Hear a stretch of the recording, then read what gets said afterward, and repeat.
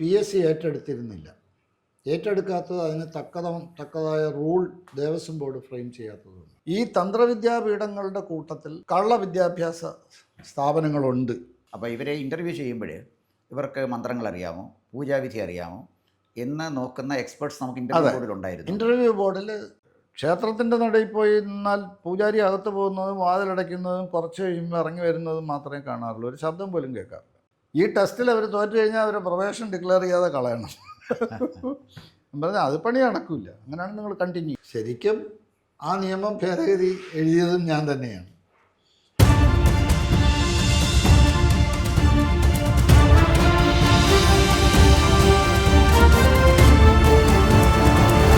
Sir, അങ്ങ് Devaswom board president മാത്രമായിരുന്നില്ല, 2 term Devaswom recruitment board ചെയർമാനുമായിരുന്നു.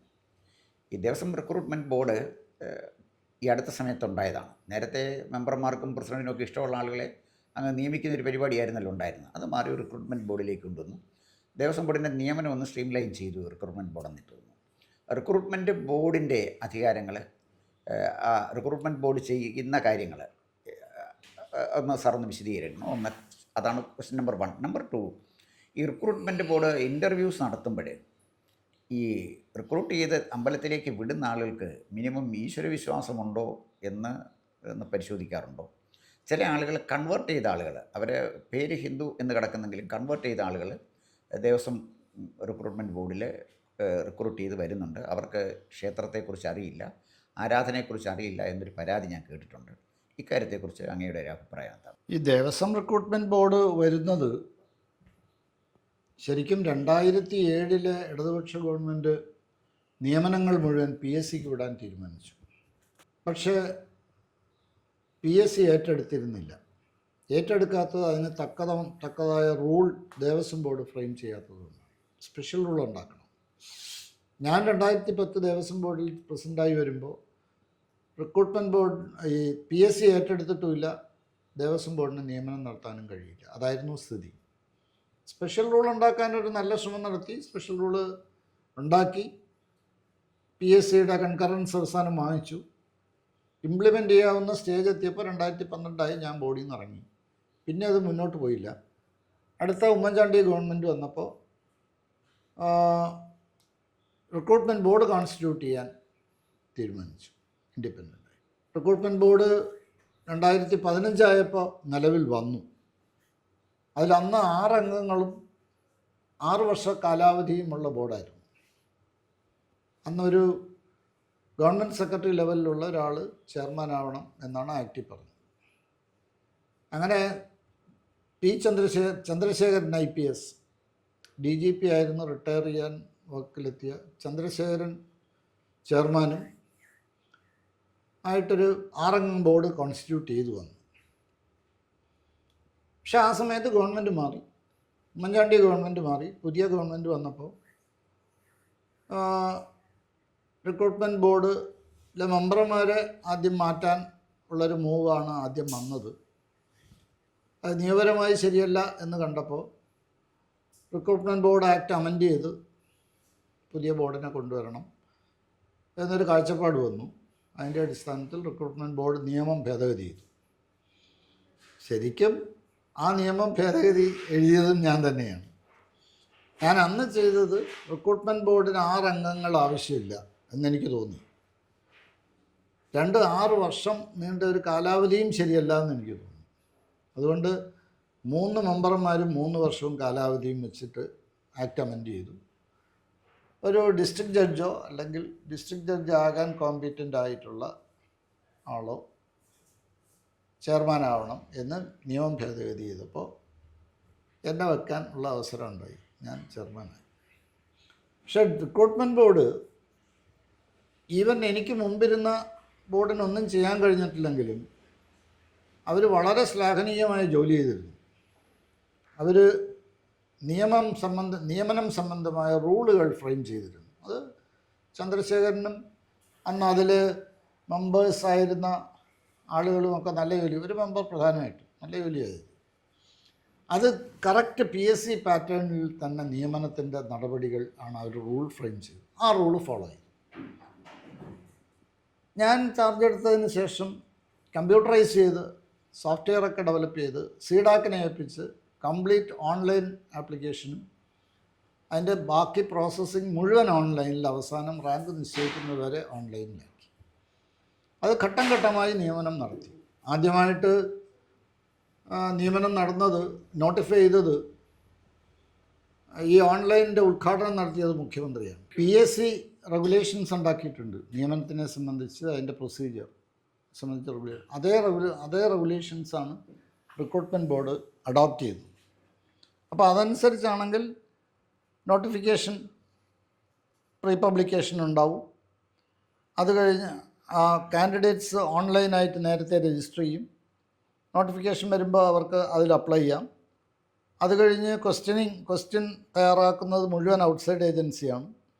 എല്ലാവരും എക്സ്പേർട്സാണ്. ഒരു 7-8 എക്സ്പേർട്സിൻ്റെ നിന്നും ക്വസ്റ്റ്യൻ വാങ്ങിച്ചിട്ട് അതിൽ നിന്ന് ലോട്ടെടുത്ത് നേരെ പ്രിൻറ്റിങ്ങിനുള്ള പ്രസ്സിന് അയച്ച്, പ്രിൻറ്റിങ് പ്രസ് എന്ന് പറഞ്ഞാൽ ഔട്ട്സൈഡ് സ്റ്റേറ്റാണ്, സംസ്ഥാനത്തിന് പുറത്താണ്. ആ പ്രസ് ആരാണ് എന്നുള്ളത് പ്രസിഡൻറ്റിനും പിന്നെ കൺട്രോളർ ഓഫ് എക്സാമിനേഷനും മാത്രമേ അറിയുള്ളൂ. ബോർഡ് മെമ്പേഴ്സിന് പോലും അറിയില്ല.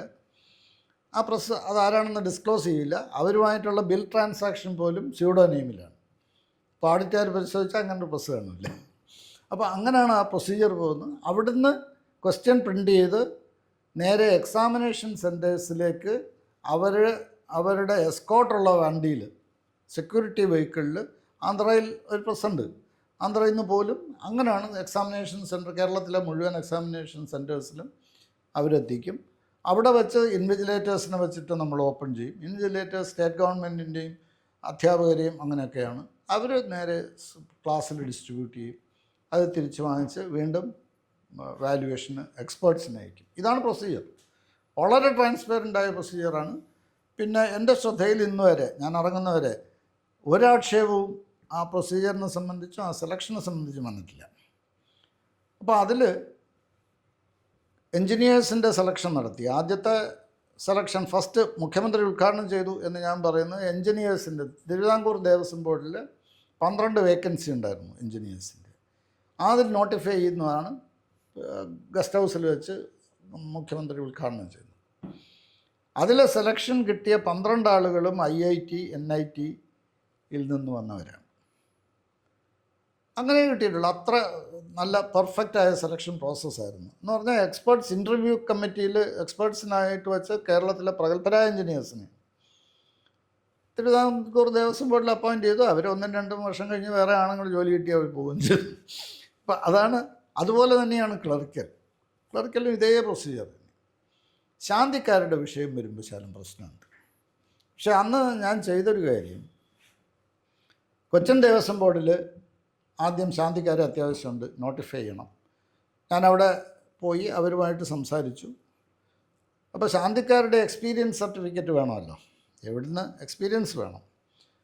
അപ്പോൾ അവരുടെ നിയമം അനുസരിച്ച്, കൊച്ചിൻ ദേവസ്വം ബോർഡിൻ്റെ നിയമം അനുസരിച്ച് അവരംഗീകരിച്ചിട്ടുള്ള തന്ത്രിമാർ കൊടുക്കുന്ന സർട്ടിഫിക്കറ്റ് ഇതാണ് അവർ പറഞ്ഞത്.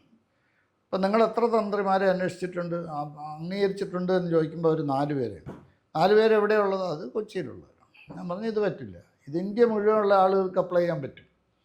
അപ്പോൾ അത് പറ്റില്ല, കൂടുതൽ തന്ത്രിമാരെ നിങ്ങൾ അംഗീകരിക്കണം, കേരളം മുഴുവൻ കൊള്ളാവുന്നുള്ളത്. അപ്പോൾ അവർക്ക് അതിനുള്ള സമയമില്ല, നടക്കുകയില്ല. അപ്പോൾ ഞാൻ ആലോചിച്ചിട്ട് ഞാൻ പറഞ്ഞു ഒരു കാര്യമുണ്ട്, കേരളത്തിൽ ഒരുപാട് തന്ത്ര വിദ്യാപീഠങ്ങളുണ്ട്. അവിടുന്ന് പഠിച്ചിറങ്ങുന്ന സർട്ടിഫിക്കറ്റുള്ള ആളുകളെ നിങ്ങൾ അംഗീകരിക്കേണ്ടി വരും. നിങ്ങൾക്ക് ഇനി അതിന് സമയം കിട്ടാത്തതുകൊണ്ട് ദേവസ്വം ബോർഡ്, റിക്രൂട്ട്മെൻറ്റ് ബോർഡ് ഒരു കാര്യം ചെയ്യാം. റിക്രൂട്ട്മെൻറ്റ് ബോർഡ് ഒരു പരസ്യം കൊടുത്തു. തന്ത്രവിദ്യാപീഠങ്ങളെല്ലാം അംഗീകാരത്തിന് വേണ്ടി അവരുടെ സിലബസ് സഹിതം അപ്ലൈ ചെയ്യാൻ പറഞ്ഞു. അവർ ഒരുപാട് ആപ്ലിക്കേഷൻ, 50-55 ആപ്ലിക്കേഷൻ. അതിൽ NSSൻ്റെ ഉണ്ട്, പിന്നെ ആലുവ തന്ത്രവിദ്യാപീഠത്തിൻ്റെ ഉണ്ട്, പറവൂരിൽ ശ്രീധരൻ തന്ത്രി എന്ന് പറഞ്ഞ വളരെ പ്രഗത്ഭനായൊരു തന്ത്രിയുണ്ട്, അദ്ദേഹത്തിൻ്റെ ഉണ്ട്, ഈ പിന്നെ NSSൻ്റെയും SNDPയുടെയും ഒക്കെ ഒരുപാടുണ്ട്. അല്ലാതെ ഉള്ളതുകൊണ്ട് സ്വകാര്യവുമുണ്ട്. പക്ഷേ ഇത് വാലുവേറ്റ് ചെയ്ത് ആരാണ് കൊള്ളാമെന്ന് കണ്ടുപിടിക്കാൻ ബോർഡ് മെമ്പേഴ്സിന് പറ്റില്ലല്ലോ. ഞാൻ അതിനൊരു എക്സ്പെർട്ട് കമ്മിറ്റി വെച്ചു. കേരളത്തിലെ 2 വിഭാഗം തന്ത്ര മണ്ഡലങ്ങൾ, ഒന്ന് തന്ത്രമണ്ഡലവും ഒന്ന് തന്ത്ര സമാജവും, ഒന്ന് യോഗക്ഷേമ സഭയും, ഇത്രേൻ്റെയും പ്രതിനിധികളെ വിളിച്ച് അവരെ കൂടി ഇൻ്റർവ്യൂ കമ്മിറ്റിയിൽ വെച്ച് ഇത് എവാലുവേറ്റ് ചെയ്തു. ഇവാലുവേറ്റ് ചെയ്ത് 22 വിദ്യാപീഠങ്ങളെ അംഗീകരിച്ചു. അവിടുന്ന് കൊടുക്കുന്ന സർട്ടിഫിക്കറ്റ് ഉള്ളവരെ ഈ എക്സ്പീരിയൻസ് സർട്ടിഫിക്കറ്റ് അവർ യോഗ്യരായിട്ട് എടുത്തു. അങ്ങനെയുള്ളവരെ അല്ലാത്തവരെ ആപ്ലിക്കേഷൻ റിജക്റ്റ് ചെയ്തു. അപ്പോൾ അങ്ങനെയാണ് ആ സെലക്ഷൻ പ്രോസസ്സ് വന്നത്. പക്ഷേ ആ സെലക്ഷൻ പ്രോസസ്സ് വരുമ്പോൾ 2 കാര്യമുണ്ടായി. അതിലാണ് കേരളത്തിൽ ആദ്യമായി ഹരിജൻ ശാന്തിയെ നിയമിക്കപ്പെട്ടത്. അത് കറക്റ്റ് സെലക്ഷനാണ്. എല്ലാവരും അന്ന് കൈയടിച്ചു. എനിക്കതിൻ്റെ ഗൗരവം അന്ന് അറിഞ്ഞൂടായിരുന്നു. ഒരാഴ്ച കഴിഞ്ഞ് മന്ത്രി വിളിച്ചു ചോദിച്ചു, നിങ്ങൾ ഹരിജൻ സെലക്ഷൻ നടത്തിയ? ഞാൻ പറഞ്ഞു, നമ്മൾ നടത്തിയ കൂട്ടത്തിൽ ഹരിജനങ്ങളുണ്ടെന്ന് തോന്നുന്നു എന്ന് പറഞ്ഞു. അല്ല, ഉണ്ട്, എത്ര ലിസ്റ്റ് തരണമെന്ന്. ആ ലിസ്റ്റ് സത്യത്തിൽ മന്ത്രിയുടെ പ്രസ്താവനയാണ് പുറത്തു വന്നത്. ഇങ്ങനെ ഹരിജൻ നിയമനം നടന്നു. അന്ന് ഇന്ത്യ മുഴുവൻ എന്നെ വിളിച്ചു. തമിഴ്നാട്ടിൽ നിന്ന് വിളിച്ചു, തെലുങ്കാനയിൽ നിന്ന് വിളിച്ചു. പിന്നെ ഞാൻ അറിയുന്ന ഒരു വലിയ സംഭവമായിട്ടാണ്. എനിക്ക് പിന്നീട് ചെയ്ത കാര്യത്തിൻ്റെ ഗൗരവം പിന്നെ മനസ്സിലായി. സത്യമാണ്, തെലുങ്കാനയിൽ പിണറായി വിജയൻ്റെ പടം വെച്ച് അതിനകത്ത് പാലഭിഷേകം നടത്തി. അവിടെ കുറേ പിന്നോക്കം ഉണ്ടല്ലോ. അപ്പോൾ ഇങ്ങനെയുള്ള ആളുകളെ സെലക്ട് ചെയ്യപ്പെട്ടു. അങ്ങനെ സെലക്ട് ചെയ്ത ആളുകൾ കുറേയധികം പേര് വിവരമുള്ളത് തന്നെയാണ്. പക്ഷേ അവർ വിവരമുണ്ട് എന്ന് അംഗീകരിക്കാൻ ചില ആളുകൾക്ക് മടിയുണ്ട്. പക്ഷേ ആ കൂട്ടത്തിൽ ഇതില്ലാത്തവർ വന്നു പോയിട്ടുണ്ടാവാം, ഇല്ലെന്ന് ഞാൻ പറയുന്നില്ല. കാര്യം ഈ തന്ത്രവിദ്യാപീഠങ്ങളുടെ കൂട്ടത്തിൽ കള്ള വിദ്യാഭ്യാസ സ്ഥാപനങ്ങളുണ്ട്. ഞാൻ ഐഡൻറ്റിഫൈ ചെയ്തിട്ടുമുണ്ടത്. ഞാൻ വേറെ എത്ര അങ്ങനെ പറയുന്നു. നമ്മുടെ ചേർത്തല മുതൽ ഈ വിഴിഞ്ഞം വരെ കോസ്റ്റൽ ബെൽറ്റിൽ കുറേ സ്ഥാപനങ്ങളുടെ പേര് വന്നു. ഞാൻ നോക്കുമ്പോൾ അതൊരു പ്രത്യേക രീതിയിൽ വന്നതാണ്. പക്ഷെ അവിടുന്ന് സർട്ടിഫിക്കറ്റ് വന്നു. ആദ്യം നമുക്ക് ശ്രദ്ധിക്കാൻ പറ്റിയില്ല, അത് അക്സെപ്റ്റ് ചെയ്തു. പിന്നെ ഇത് ഇൻസ്പെക്ഷൻ നമ്മൾ നേരിട്ട് നടത്തി ഈ സ്ഥാപനങ്ങളെല്ലാം ഒഴിവാക്കി. അപ്പോൾ അങ്ങനെ ഇടയ്ക്കാരെങ്കിലും വന്നിരിക്കാം. പക്ഷേ ആസ് എ ഹോൾ നോക്കുകയാണെങ്കിൽ ആ സെലക്ഷൻ പ്രോസസ്സ് ഈവൻ ശാന്തിക്കാരുടെ കാര്യത്തിൽ പോലും വളരെ സുതാര്യമായിരുന്നു. വിവരമുള്ളവരാണ് വന്നത്. എല്ലാ സമുദായത്തിലുള്ളവരും വന്നു. നല്ല ശ്രീധരൻ തന്ത്രിയുടെയൊക്കെ വിദ്യാസ്ഥാപനം എന്ന് പറഞ്ഞാൽ ഞാൻ പോയി കണ്ടതാണ്. അതിന് മുമ്പേ എനിക്ക് പരിചയമുണ്ട്. ദേവസ്വം ബോർഡിലുള്ള 10 ആളുകളെ 10 കുട്ടികളെ 7 വർഷം വീതം ഫ്രീ ആയിട്ട് പഠിപ്പിക്കുകയാണ്, താമസിപ്പിച്ച്. നല്ല എഫക്റ്റീവായി പഠിപ്പിക്കുന്നു. അങ്ങനെയുള്ളതുകൊണ്ട് അതിൽ മോശം ഉണ്ടായിരിക്കാം. അപ്പോൾ അതങ്ങനെ അല്ല, അപ്പോൾ ഈ നല്ല ക്വാളിഫിക്കേഷൻ കാരണം പൂജാരി ആകുമ്പം കൃത്യമായിട്ട് പൂജാവിധികൾ അറിഞ്ഞിരിക്കണം, മന്ത്രങ്ങൾ അറിഞ്ഞിരിക്കണം. അപ്പോൾ ഇവരെ ഇൻ്റർവ്യൂ ചെയ്യുമ്പോൾ ഇവർക്ക് മന്ത്രങ്ങൾ അറിയാമോ, പൂജാവിധി അറിയാമോ എന്ന് നോക്കുന്ന എക്സ്പേർട്സ് നമുക്ക് ഇൻ്റർവ്യൂ ബോർഡിലുണ്ടായിരുന്നു. ഇൻ്റർവ്യൂ ബോർഡിൽ ഞങ്ങളൊക്കെ കാഴ്ചക്കാരൻ. ഞാൻ ഇൻ്റർവ്യൂ ബോർഡിൽ ത്രൂ ഔട്ട് ഇരുന്നിട്ടുണ്ട്, മെമ്പേഴ്സിനെ ഇരുത്തിയിട്ടുണ്ട്. ഞങ്ങൾ കാഴ്ചക്കാരാണ്. അതിൽ മാർക്കിട്ടത് മുഴുവൻ തന്ത്രി സമാജത്തിലെയും തന്ത്രി മണ്ഡലത്തിലെയും കേരളത്തിലെ എക്സ്പെർട്ട് തന്ത്രിമാരാണ്. ശബരിമല മേൽശാന്തിമാരുണ്ടായിരുന്നിട്ടുണ്ട്, ഈ താഴമൺ മഠത്തിലുള്ളവരുണ്ടായിരുന്നിട്ടുണ്ട്, ചെങ്ങന്നൂരിലെ തന്ത്രി ഉണ്ടായിരുന്നിട്ടുണ്ട്, ചെങ്ങന്നൂരിലെ മാവേലിക്കരയിൽ പ്രധാനപ്പെട്ട തന്ത്രിമാരെയാണ് വിളിച്ചത്. നമ്മൾ അറിയപ്പെടുന്ന തന്ത്രിമാർ, പാരമ്പര്യ തന്ത്രിമാരെന്ന് പറയുന്ന 10-12 പേരുണ്ടല്ലോ, അവരാണ് വളരെ കേരളത്തിലെ വലിയ തന്ത്രിമാർ. ഫേക്ക് സർട്ടിഫിക്കറ്റ് ആണ്. അല്ല, അവരുടെ സർട്ടിഫിക്കറ്റ് അല്ല ഞാൻ പറഞ്ഞു. ഇവരെ ഇൻ്റർവ്യൂ നടത്തുമ്പോൾ ആ ഇൻ്റർവ്യൂ കണ്ടക്ട് ചെയ്തത് ഈ തന്ത്രിമാരാണ്. അല്ല, അപ്പം ഫേക്ക് സർട്ടിഫിക്കറ്റ് ഉള്ളവരാണ് വന്നതെങ്കിൽ പോലും ഇൻ്റർവ്യൂ പെർഫെക്റ്റ് ആയിട്ട് നടന്നു. ഫേക്ക് സർട്ടിഫിക്കറ്റ് വന്നിട്ടില്ല. ഫേക്ക് അല്ല, ഞാൻ പറഞ്ഞ ആ അർത്ഥത്തിലല്ല. ഈ തന്ത്രവിദ്യാപീഠങ്ങൾ എന്ന് പറഞ്ഞ് വെറും ലേബലിൽ മാത്രം പഠിപ്പിക്കാതെ സർട്ടിഫിക്കറ്റ് കൊടുക്കുന്ന സ്ഥാപനങ്ങൾ വന്നു. സർട്ടിഫിക്കറ്റൊക്കെ അവർ കൊടുത്തത് തന്നെ. ശരി. പക്ഷേ അവന്മാർക്ക് അറിഞ്ഞൂടാ, പഠിപ്പിച്ചിട്ടില്ല. അപ്പോൾ അവരെ കണ്ടുപിടിക്കാൻ പറ്റി, അത് റിജക്റ്റ് ചെയ്യാൻ പറ്റി. അപ്പോൾ നമ്മൾ തൊട്ടിട്ടില്ല എന്നുള്ളത് വളരെ സുതാര്യമായിട്ടാണ് അത് നടന്നത്. അതിലൊന്നും ഒരു ആക്ഷേപം വന്നിട്ടില്ല, ഒരു കേസും വന്നിട്ടില്ല, ഒറ്റ കേസും വന്നിട്ടില്ല. അപ്പോൾ അതങ്ങനെ നടന്നു. അത് കഴിഞ്ഞിട്ട് ബാക്കി ഈ IT ഫീൽഡിലുള്ളവരെ പോലും IT ഫീൽഡിൽ തന്നെ എക്സ്പേർട്സിനെ വെച്ചിട്ടാണ് ഇൻ്റർവ്യൂ നടത്തുക. ഇൻ്റർവ്യൂ ഒക്കെ വളരെ പെർഫെക്റ്റ് ആയിരുന്നു. പിന്നെ എവിടെങ്കിലും എന്തെങ്കിലും പെശക് പറ്റിപ്പോയിട്ടുണ്ടോ എന്ന് പറയാൻ എനിക്ക് പറ്റില്ല, സ്വാഭാവികമല്ലേ. പക്ഷേ അങ്ങനെ ഗ്ലെയറിംഗ് ആയി ഒരു ആക്ഷേപവും വന്നിട്ടില്ല. ഈ നിയമനങ്ങളിൽ റിസർവേഷൻ പാലിച്ചു, കംപ്ലീറ്റ് റിസർവേഷൻ. അതിൽ ആദ്യം 10% അത് ഞാൻ പറയാം. ആദ്യമായിട്ട് കേരളത്തിലെന്നല്ല, ഒരു പക്ഷേ ഇന്ത്യയിൽ ഈ ഇതെന്താ മുന്നോക്ക സമുദായത്തിൽ പിന്നോക്കം നിൽക്കുന്നവർക്ക് റിസർവേഷൻ ഇൻട്രൊഡ്യൂസ് ചെയ്തത് കേരള ദേവസ്വം റിക്രൂട്ട്മെൻറ്റ് ബോർഡാണ്. കാരണം ഞാൻ അതിന് 1.5-2 വർഷത്തിന് മുമ്പ് 32% ഗ്യാപ്പ് കിടക്കുന്നു. 32% മാത്രമേ അന്ന് റിസർവേഷൻ ദേവസ്വം നിയമത്തിലുള്ളൂ, റിക്രൂട്ട്മെൻറ്റ് ബോർഡ് നിയമത്തിലുള്ളൂ. ബാക്കി 18% ഉണ്ട്. ആ 18% കൂടെ വ്യത്യസ്ത സമുദായങ്ങൾക്ക് വീതിച്ച് കൊടുത്ത് 50% ആക്കാം എന്നെനിക്ക് വ്യക്തിപരമായി തോന്നി. അതിലെന്തുകൊണ്ട് 10% മുന്നോക്ക സമുദായത്തിൽപ്പെട്ടവർക്ക്, പിന്നോക്കക്കാർക്ക് കൊടുക്കാൻ പാടില്ല എന്നും ഞാൻ ആലോചിച്ചു. ഞാൻ അത്യാവശ്യം എനിക്ക് വേണ്ടുന്ന കൺസൾട്ട് ചെയ്യണം എന്ന് ആളുകളോട് ആലോചിച്ചപ്പോൾ നിങ്ങൾ പ്രൊസീഡ് ചെയ്തോളൂ, അത് ഇൻ പ്രിൻസിപ്പിൾ കറക്റ്റാണ് എന്ന് പറഞ്ഞതുകൊണ്ട് ഞാനത് പ്രൊസീഡ് ചെയ്തു. ഞാൻ ഈവൻ സമുദായ സംഘടനാ നേതാക്കന്മാരുമായിട്ടും തന്നെ സംസാരിച്ചു. അത് ഒരു ഡ്രാഫ്റ്റ് നിയമമായിട്ട് ഞാൻ എഴുതി ക്യാബിനറ്റിന് കൊടുത്തു, CM-ന് കൊടുത്തു. CM അത് ഔട്ട് ഓഫ് അജണ്ടയിൽ വെച്ച് തന്നെ അപ്രൂവ് ചെയ്തിട്ട് ഇംപ്ലിമെൻ്റ് ചെയ്തോളാൻ പറഞ്ഞു. അത് ഒരുപാട് ഒരു തടസ്സങ്ങൾ വന്നു. ലാ സെക്രട്ടറി ഒബ്ജക്റ്റ് ചെയ്തു, അഡ്വക്കേറ്റ് ജനറൽ ഒബ്ജക്റ്റ് ചെയ്തു. അങ്ങനെ ഇതെല്ലാം ഗെറ്റ് ഓവർ ചെയ്ത് ഇതെല്ലാം CM ഫയൽ കാൾഫാർ ചെയ്ത് ഗെറ്റ് ഓവർ ചെയ്ത് വന്നിട്ട് അത് അവസാനം ഇത് ഇംപ്ലിമെൻ്റ് ചെയ്യുന്ന ഘട്ടത്തിൽ കോൺസ്റ്റിറ്റ്യൂഷൻ്റെ ഒരു ബാർ വരും എന്ന് തോന്നിയിരുന്നു. പക്ഷേ ഭാഗ്യവശാൽ കേന്ദ്ര ഗവൺമെൻറ് 2019 ഈ പറയുന്ന മുന്നോക്ക സമുദായങ്ങളിൽ പിന്നോക്കം നിൽക്കുന്നവർക്ക് സംവരണം കൊടുക്കാൻ നിയമം ഭേദഗതി ചെയ്തു, ഭരണഘടന ഭേദഗതി. ഇത് രണ്ടും ഒരേ സമയത്ത് വന്നു. അതുകൊണ്ട് ഞാൻ അന്ന് ഗുരുവായൂർ ദേവസ്വത്തിലെ ഒരു റാങ്ക് ലിസ്റ്റ് പബ്ലിഷ് ചെയ്യുകയായിരുന്നു. അതിൽ വിത്തിൻ മന്ത്സ് ഇത് വന്ന് 2 മാസത്തിനകത്ത് ആ റാങ്ക് ലിസ്റ്റിൽ ഈ ആളുകളെ മുന്നോക്ക സമുദായത്തിൽ പിന്നോക്കം നിൽക്കുന്നവരെ ഇൻക്ലൂഡ് ചെയ്തു, അവർക്ക് നിയമനവും കൊടുത്തു. സാർ, അപ്പോൾ ഇതിനെ ശ്രമിക്കുന്നത് നമുക്ക് കേരളത്തിലറിയാം, സംവരണം വളരെ സെൻസിറ്റീവായ ഒരു വിഷയമാണ്. അപ്പം അങ്ങ് സമീപിച്ച എല്ലാ സമുദായ സംഘടനകളും SNDP അടക്കമുള്ള സമുദായ സംഘടനകൾ ഇതുമായിട്ട് യോജിച്ചു, ആരും എതിർത്തില്ല. എതിർക്കാൻ കാര്യം SNDPക്ക് ആൾറെഡി നേരത്തെ സംവരണം ഉണ്ടായിരുന്നു. പക്ഷേ അവർ ചിലപ്പോൾ എതിർക്കുമോ എന്ന സംശയം എനിക്കുണ്ടായിരുന്നതുകൊണ്ട് അവർക്കും ഇതിൻ്റെ ഒരു പ്രധാന ഭാഗം നീക്കിവെച്ചു. NSS എന്നല്ല, മുന്നോക്ക സമുദായങ്ങൾക്ക് 10% സംവരണം, പിന്നോക്കക്കാർക്ക് 10% വെച്ചു. അതേ പ്രിൻസിപ്പിളാണ് പിന്നീട് ഗവൺമെൻറ് ഇവിടെ ഈ നിയമം സ്റ്റേറ്റ് ഗവൺമെൻറ്റിൽ ബാധകമാക്കാൻ ഒരു കമ്മിറ്റി വെച്ചു. അതെ. ആ കമ്മീഷൻ ഞാനും ശശീരൻ നായർ, റിട്ടയേർഡ് ലാ സെക്രട്ടറിയൊക്കെ ആയിരുന്ന ശശീരൻ നായരും ഞാനുമായിട്ടാണ് ഗവൺമെൻറ് ക്യാബിനറ്റ് ഒന്ന് തീരുമാനിച്ചത് അങ്ങനെ ഒരു കമ്മിറ്റി. ഞങ്ങൾ പെട്ടെന്ന് പഠിച്ചിട്ട് ഞങ്ങളൊരു പ്രപ്പോസൽ കൊടുത്തതനുസരിച്ചാണ് കേന്ദ്ര ഗവൺമെൻറ്റിൻ്റെ മാനദണ്ഡങ്ങൾക്കാളും വ്യത്യസ്തമായി ഒരു മാനദണ്ഡം കൊണ്ടുവന്ന് ഇവിടെ ഇംപ്ലിമെൻ്റ് ചെയ്തു. അപ്പോൾ ഈ 40% നമ്മൾ പിന്നെ അതർ ബാക്ക്വേർഡും ഷെഡ്യൂൾ കാസ്റ്റ് ഷെഡ്യൂൾ ട്രൈബിനും റിസർവ് ചെയ്തു. അപ്പോൾ അതിനകത്തങ്ങനെ വരുമ്പോഴേ ഈ ഹിന്ദു മതത്തിൽപ്പെട്ട ഒരുപാട് ഉപവിഭാഗങ്ങളുണ്ടല്ലോ, അവർക്കെല്ലാം പ്രത്യേകമാണ്. അല്ല, അത് ടോട്ടലായിട്ടാണ്. പ്രത്യേകം ഫോർവേഡ് കമ്മ്യൂണിറ്റിയുടെ കോട്ട വരുന്നത് അവരെല്ലാം കൂടെ ചേർന്നിട്ടാണ്. അതിലാണ് 10% എടുക്കുന്നത്. അല്ല, ഞാൻ ചോദിച്ചത് റിസർവേഷൻ ഉണ്ടല്ലോ, റിസർവേഷൻ 32% കൂടെ 8 കൂടെ ചേർത്തപ്പോൾ 40% ആയി.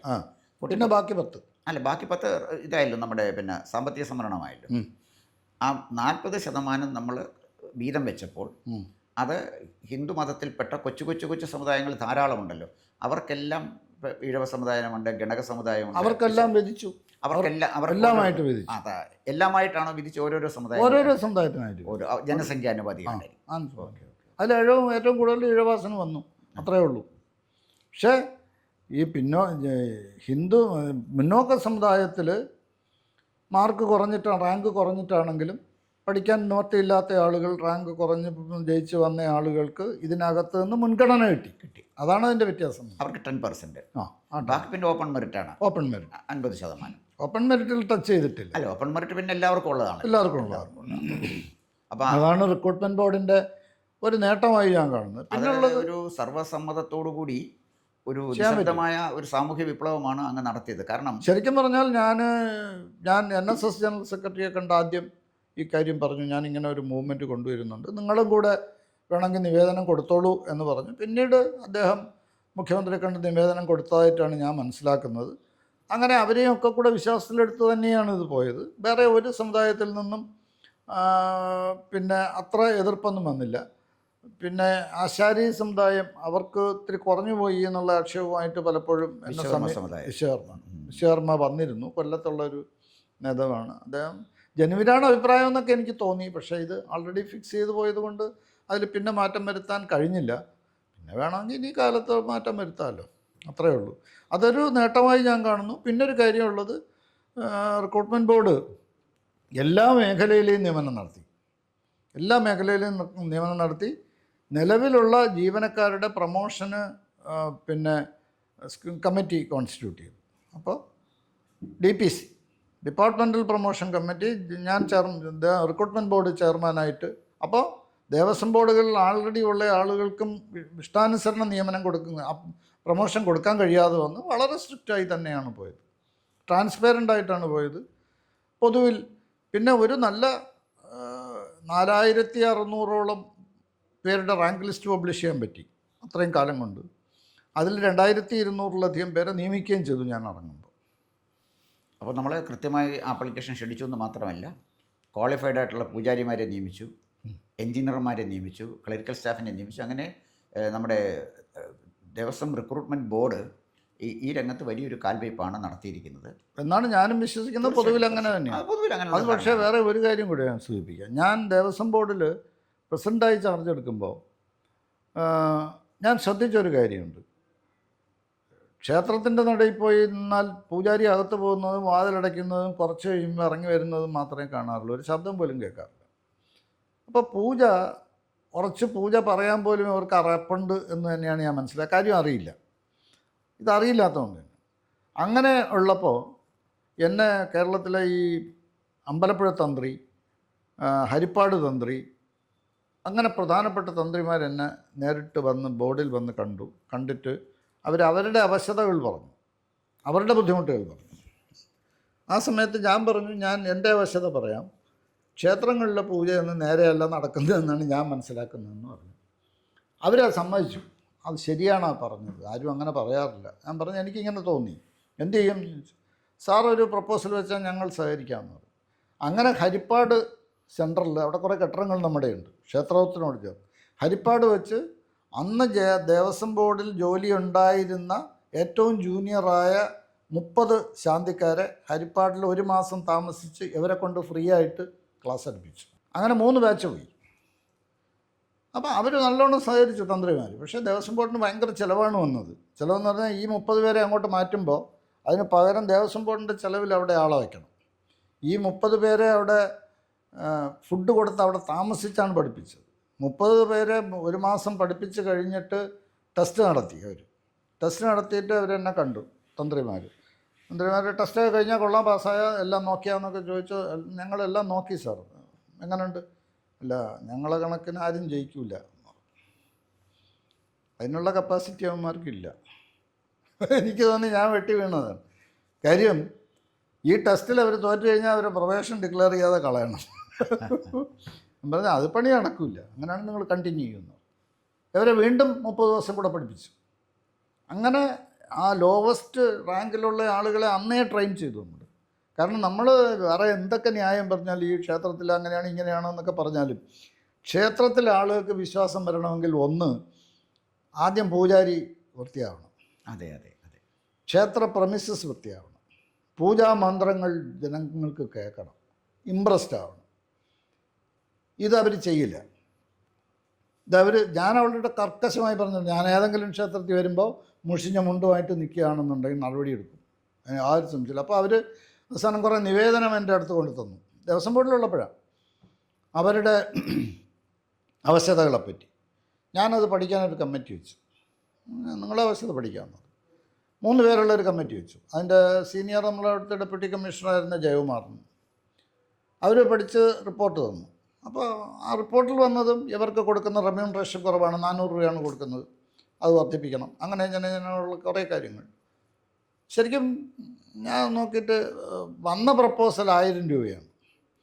ഞാൻ പറഞ്ഞു അങ്ങനെ വേണ്ട, അവർക്ക് ഒരു ഉത്സവ പൂജയ്ക്ക് വരുന്ന തന്ത്രിമാർക്ക് ഒരു ദിവസത്തേക്ക് 1500 രൂപ വെച്ചു, ഏത് ക്ഷേത്രമായാലും 1500 രൂപ. അതങ്ങനെ പിന്നെ അവർ മുണ്ട് വേണം, അത് വേണം, ഇത് വേണം എന്നൊക്കെ പറഞ്ഞു. 10 ദിവസത്തേക്ക് 12 മുണ്ട് വേണം. രസമാണ് അതൊക്കെ, എല്ലാ ദിവസവും മുണ്ട് മാറണം എന്നാണ് അവർ പറഞ്ഞത്. പോട്ടെ, അതിൽ അങ്ങോട്ട് പറഞ്ഞാൽ ശരിയാവില്ല. അങ്ങനെ അവരുടെ ഡിമാൻഡ്സൊക്കെ സമ്മതിച്ചു. പക്ഷേ അതിലിപ്പോൾ റിലവൻ്റായ ഒരു കാര്യമുണ്ട്. ഇപ്പോൾ ഈയിടെ കോൺട്രവേഴ്സിയിൽ വന്നൊരു ഇഷ്യൂ, ശബരിമലയിൽ സ്വർണ്ണക്കൊടിമരത്തിൻ്റെ സാധനങ്ങൾ ഇളക്കിയപ്പോൾ തന്ത്രിയുടെ ഇരിക്കണം എന്ന് പറഞ്ഞല്ലോ. അതെ അതെ, തന്ത്രി അത് ഞങ്ങൾക്ക് അവകാശപ്പെട്ടതാണെന്നും പറഞ്ഞു. അത് ആ പാവത്തിന് അബദ്ധം പറ്റിയതാണ്.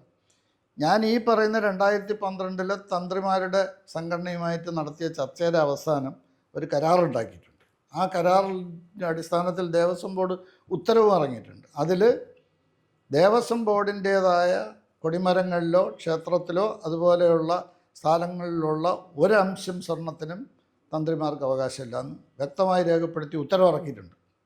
കാരണം അവർ പറഞ്ഞു ഇത് ഞങ്ങൾക്കുള്ളതാണ്. ഞാൻ പറഞ്ഞു നിങ്ങൾക്കുള്ളതല്ല. നിങ്ങൾ ചോദിച്ചത് മുഴുവൻ തരുന്നു, നിങ്ങൾ ചോദിച്ചത് കൂടുതലാണ് വരുന്നത്. നിങ്ങൾക്ക് 12 മുണ്ട് വേണമെന്ന് പറഞ്ഞു. ശരി, 10 മുണ്ട് തരാൻ തീരുമാനിച്ചിട്ടുണ്ട്. 10 ദിവസമേ ഉള്ളൂ. പിന്നെ അതൊന്നും നിങ്ങൾ ഉടുക്കില്ല, വിൽക്കില്ല എന്ന് വിൽക്കുമെന്നാണ് എൻ്റെ ഇത്. ഓഫ് ചെയ്തിട്ട് ബാക്കി ഞാൻ പറഞ്ഞില്ല. പോട്ടെ, പിന്നെ അത് പോട്ടെ. അല്ല, ഇത് തരില്ല, ഇത് തരാൻ പറ്റില്ല. ഞാൻ പറഞ്ഞു ഞാൻ ജെനുവിൻ റീസൺ ഉണ്ട്. ഞങ്ങളുടെ തിരുവാഭരണം രജിസ്റ്ററിൽപ്പെട്ട സാധനമാണത്, എങ്ങനെ തരും? അത് കേട്ടപ്പോൾ വരണ്ട്. നമ്മളും തരാൻ ഒരു കാരണവശാലും പറ്റില്ല. നിങ്ങളുടെ കയ്യിരുന്നാൽ നിങ്ങൾ ആൻസറബിൾ ആവും. അത് തിരുവാഭരണം രജിസ്റ്ററിൽപ്പെട്ടതാണ് ഈ സാധനങ്ങളെല്ലാം. എത്ര ഗ്രാം ഇന്നടത്ത് അത് ഇതൊക്കെ അങ്ങനെ അത് സമ്മതിച്ച് അത് ഒഴിവാക്കിയതിനാണ് ഇപ്പോൾ ഒരു തന്ത്രി ഇങ്ങനെ പറയുന്നത് കേട്ടത്. അപ്പോൾ അത് പിന്നെ അബദ്ധം പറ്റിയെന്ന് ആരോ പറഞ്ഞു, അതുകൊണ്ട് അത് തിരിച്ചു കൊടുക്കാമെന്ന് കത്ത് കൊടുത്തു എന്നൊക്കെ കേട്ടു. അല്ല, ഇങ്ങനെ കരാറുണ്ടാക്കിയിട്ടുണ്ട്. ഇതാണ് തന്ത്രിമാരുടെയും ശാന്തിക്കാരുടെയും കാര്യം. ശാന്തിക്കാരും ക്ഷേത്രവും ക്ഷേത്ര പരിസരങ്ങളും നന്നായി അല്ലാതെ ക്ഷേത്രം നന്നാവില്ല.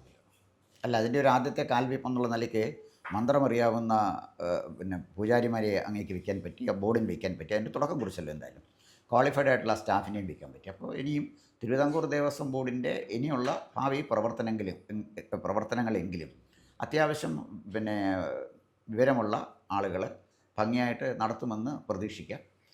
തീർച്ചയായിട്ടും അങ്ങ് വളരെ തിരക്കേറിയ ഈ സമയത്ത് വന്ന് തിരുവിതാംകൂർ ദേവസ്വം ബോർഡിൻ്റെ എല്ലാ വശങ്ങളെക്കുറിച്ചും അങ്ങ് പരാമർശിച്ചു. പിന്നെ കേസ് നടന്നുകൊണ്ടിരിക്കുകയാണ്. ഈ കേസിൻ്റെ ഏതെങ്കിലും ഒരു ഘട്ടത്തിൽ അതിനെക്കുറിച്ചുള്ള ഒരു അഭിപ്രായം ആരാഞ്ഞാൽ അതിനെക്കുറിച്ച് അഭിപ്രായം പറയണമെന്ന് കൂടി അഭ്യർത്ഥിക്കുന്നു. എന്തായാലും ഈ തിരക്കിനിടയിൽ വന്ന് ശരി, നന്ദി. ഞാൻ എനിക്ക് ഇടയ്ക്ക് പല കാര്യങ്ങൾ കൊണ്ട് ഞാൻ അദ്ദേഹത്തിൻ്റെ പ്രഭാഷണം കണ്ടതാണ്. അത് ആക്സിഡൻ്റലായി കണ്ടതാണ്. എനിക്ക് പിന്നെ ആ സബ്ജക്റ്റ് അറിയണം എന്നുള്ളത് കൊണ്ടാണ് ഞാൻ ആരോടും പറഞ്ഞില്ല. ഞാനിത് പലപ്പോഴും എൻ്റെ സെല്ലിൽ തന്നെ കാണാറുണ്ടായിരുന്നു. അത് അപ്പോഴാണ് തുളസിയെ ഇങ്ങനെ വിളിച്ചത്. എനിക്ക് താല്പര്യമായിരുന്നു, പക്ഷെ ഞാൻ നീട്ടിയത് 2 കാര്യമുണ്ട്. ഒന്ന്, ഇച്ചിരി അസൗകര്യം എനിക്കുണ്ടായിരുന്നു.